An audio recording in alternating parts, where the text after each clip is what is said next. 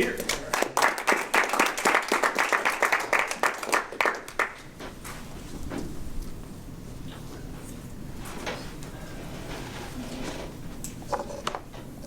On May 25th, 1961, John F. Kennedy addressed the joint session of Congress in a speech about budget appropriations and said these words: "I believe that this nation should commit itself to achieving the goal, before this decade is out, of landing a man on the moon and returning him safely to Earth.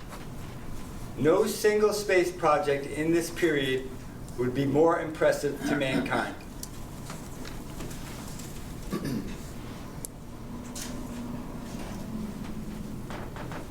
Leadership is a trait that can be learned and taught, and when you understand your leadership style, you can use that to motivate people to do things that they never thought they could do.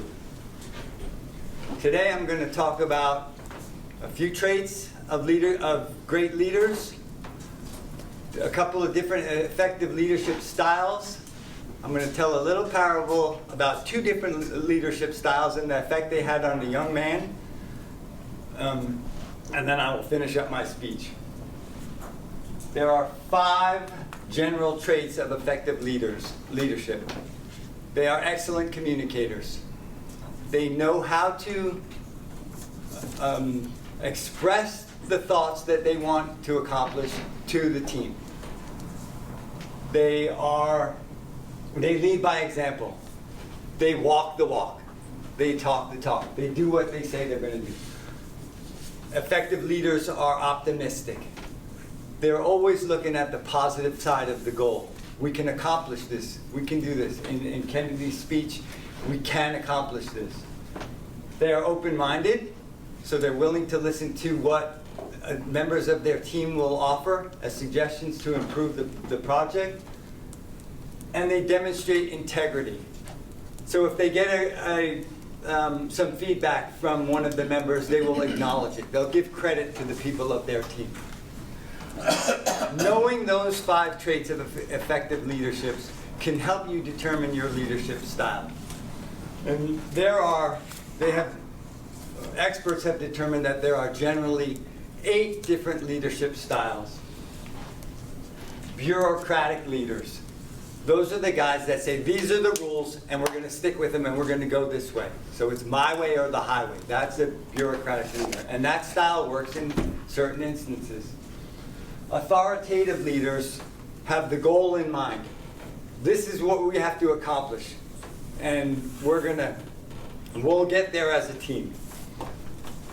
Innovative leaders, they share their vision. So Kennedy was an innovative leader in that speech, and he shared his vision to build our space program in the 1960s. Pace setting. The pace setting leader focuses on the productivity of the team. So the accomplishment is to get this task completed in this period of time. A democratic leader is one who includes everybody in the process. So it's very important for the democratic leader to hear the feedback from the team as to how we can make the process work as a whole. So as a whole group, they work together to accomplish the goal. The affiliative leader looks at teamwork as the way to get there. So they build the team, and everybody knows their spot in the team to accomplish that goal. There's a coaching leader that focuses on the skills of the members of the team, so each person has its specific role.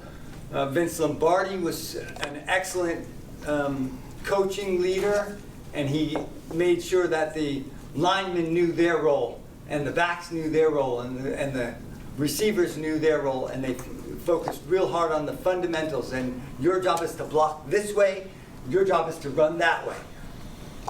And then the altruistic leader is the one who leads for the benefit of others. So he's the guy that's going to go out and he's going to say, our purpose is to go serve. Now I'm going to take a little story about my son, who is a competitive diver. And he started diving when he was very small, 9 years old. And my son has always really been a small child, so at 9 years old he was probably only 5.5 feet tall and maybe weighed 70 pounds. He started diving recreationally and found that he was good at it.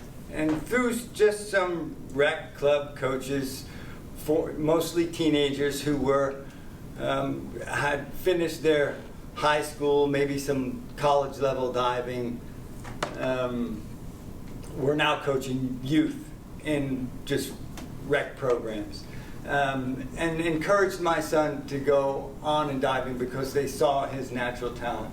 So eventually, a few years of that, and we continued to see him progress, we wanted him to go into a deeper level, so we signed him up to join on an AAU team. So the first AAU team that he was that we signed him up for was a coach that was very renowned in the diving community. He was a college level diving coach. He had great connections to many other college coaches, and if you were a good diver under this coach, then you had a very high prospect of diving in college because of his connections. But he was an authoritative coach. He would say, go do this dive and do it now, and if you can't do this dive, then go sit on the bleachers. You're done. You're done for today. Now that was not really a good style for my son. So we fought. I don't want to go to diving. Well, you're going to diving. I don't want to go to diving. I hate the coach. You're going to diving. We had conversations with the coach. Your style's not working. And eventually, my son quit diving at that level. So we searched around town, and diving is really not the most popular sport in Kansas City, so it's hard to find coaches. We did find a coach that had a more of a coaching style and was more nurturative to my son, and led him to a high school championship as a junior, and then likely to be high school champion again as a senior. So there's just a real contrast between two different coaching or leadership styles. So what I want you to take from all of this is that there really is no one leadership style that anyone could be. Everybody has different aspects of leadership that they can follow, and think about for yourself what styles work for you, and what styles work in the situation that you're in at the moment. And lastly, I'm going to leave you with some words from Bud Nichols, who is a leadership coach, and something that is said many years ago that has stuck with me as far as leadership is concerned is, you can't push a rope. Thank you very much.